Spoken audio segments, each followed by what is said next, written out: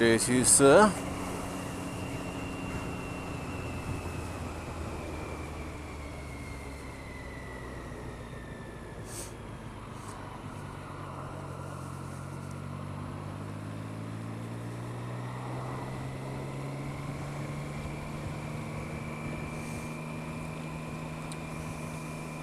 So what should we talk about today, folks? Well, I've got a couple of things I want to talk about. First off is maintenance. I'm not talking the thing you pay, your ex-wife. I'm talking motorcycle maintenance. So, as some of you may, or...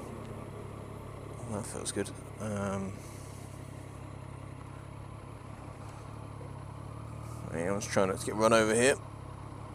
Right, normal programming will resume shortly.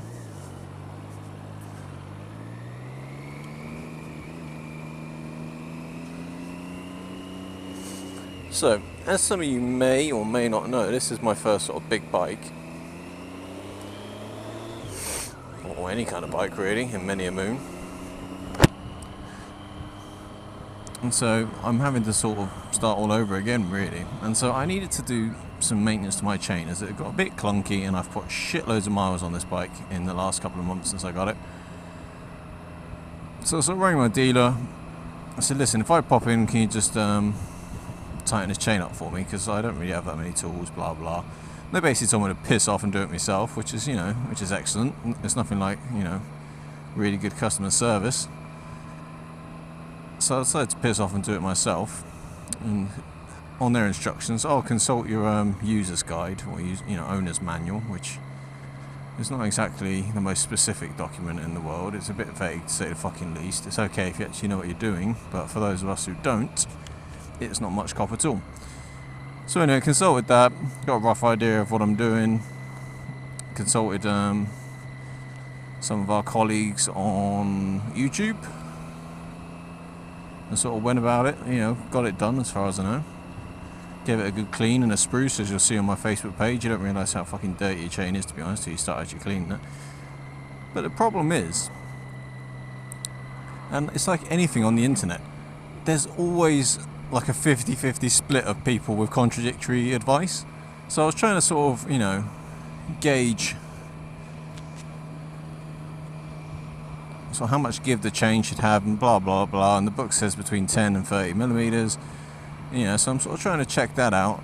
And so originally I tightened it a bit too tight, I believe, and I had a little bit of rubbing on the rubbing guard, or the chain rubbing guide, or whatever it's called. And so I was like, I don't know if that's too tight, I don't know if it, or if that's just right, and it's just because, it's tight now, because it was really fucking loose, to be honest, and I think it might have been like that when I picked it up, which is a bit shit, but anyway. And so I consulted the internet, and I had loads of people going, oh yeah, that's normal if you get a little bit of rubbing, because the chain's going to have to break in, blah blah blah, again, because you've tightened it, blah blah blah. But for every single person I found who said that, it's, I kept finding other people who were just going, nope, shouldn't be, it's too tight, you have to loosen it up. It's like, for fuck's sake, make your fucking mind up. That's the problem we have. We have almost too much information, and it's too easy for people to give their opinion on everything nowadays. So you don't really, so one of the people on these various forums and stuff could be completely bang on, but you've no fucking way of knowing. It's so fucking annoying.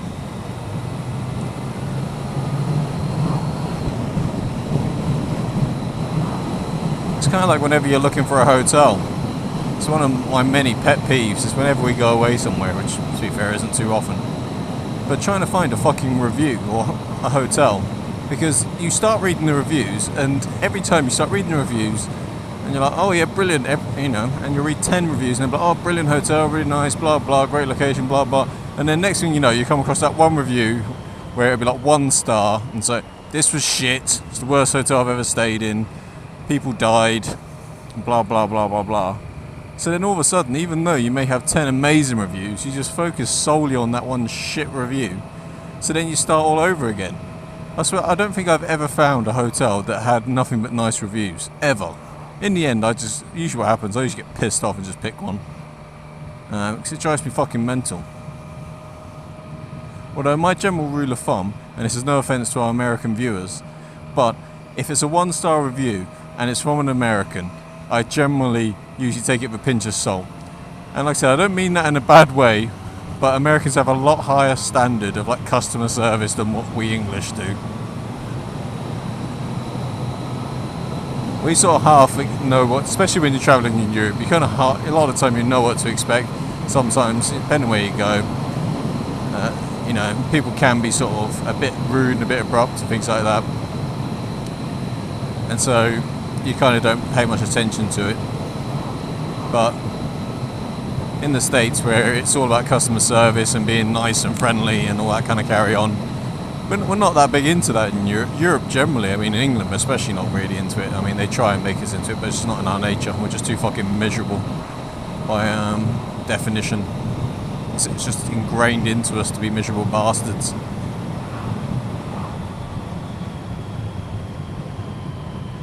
So that's what I usually do. And more often than not, the bad review usually is someone from the States. Like I said, it's not necessarily a bad thing. They just have a lot higher standards than I do. As long as the place isn't fucking falling down in a complete shithole, I'm not usually that fussed, because let's be honest, the thing is, you don't usually spend that much time in your hotel anyway, so I don't usually care. But I hate it. I fucking hate looking for hotels. There's nothing worse. It really isn't. By the end of it, I usually dread even suggesting that we go anywhere, because it's driven me so fucking insane. But anyway.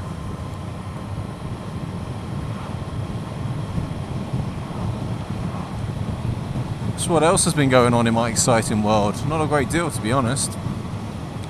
As I said, spent most of my Sunday performing maintenance on my bike. Hopefully I haven't fucking ruined it.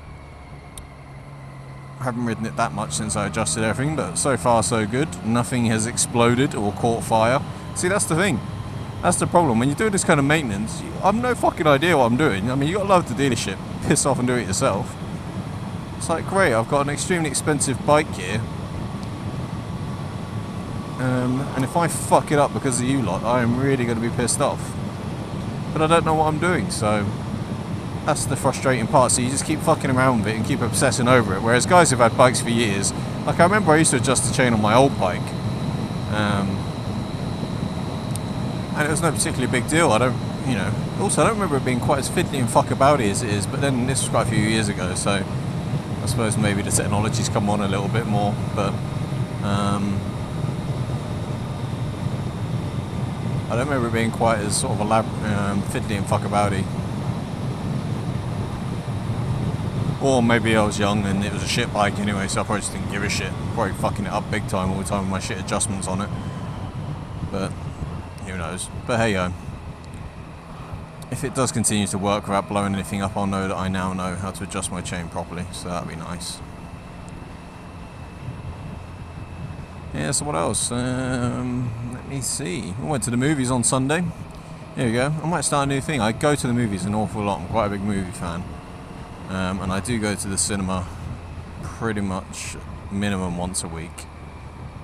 So I might just start doing movie reviews. Fuck it. It'd be something to talk about, won't it? Save me able to think of stuff. And make it, you know, something new to me to piss and moan about. So what did I go see? I went to see 22 Jump Street. Fucking hell, it was only like 2 days, a day ago. I've already fucking forgotten. Good sign. So I went to see 22 Jump Street. So verdict, it was good. There you go, there's a review over. No, I'm just kidding. Yeah, really funny. As good as the first one? Probably not, I'd say. I don't know, it's a little bit long. Also, it's kind of a known quantity now. See, the key with, like, you know, the really good comedies are usually the ones that nobody's really heard of or you don't really know too much about.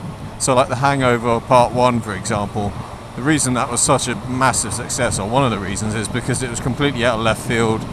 I mean, the cast at the time weren't really that well known, and nobody really knew much about it. I mean, I remember I go to cinema, I'd never really heard much about it. I think a friend of mine, it just happened to say they went to see it, and you know, it was one of the funniest films they'd seen in a while. And that's why I went to see it. And it's kind of the same with 21 Jump Street. I mean, I don't remember the TV show. I don't even know if it was shown over here. So again, it was a bit of an unknown quantity, and that's what sort of made it funny. But don't get me wrong, the sequel is, you know, is really funny. There are some very funny bits in it. Channing Tatum is really funny in it. Actually, he's probably funnier than the other guy, the fat one. But yeah, because you kind of know, you know, you've got an idea of what's coming and what's going to happen. You know, it ruins it a little bit in that sense, but still a really good film. It's worth a watch. Like I said, there are quite a few funny bits in it. So yeah.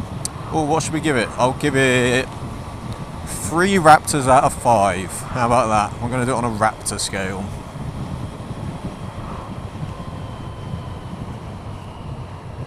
Tune in next week for my next review. Don't know what that's going to be because I have no idea what's out next week, but there you go.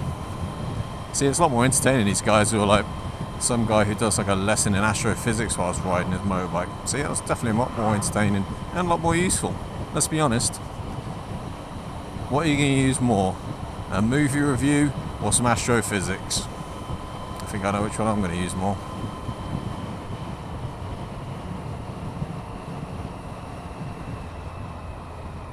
Anyway, on that note, I will bid you good night and good luck. Tune in next time.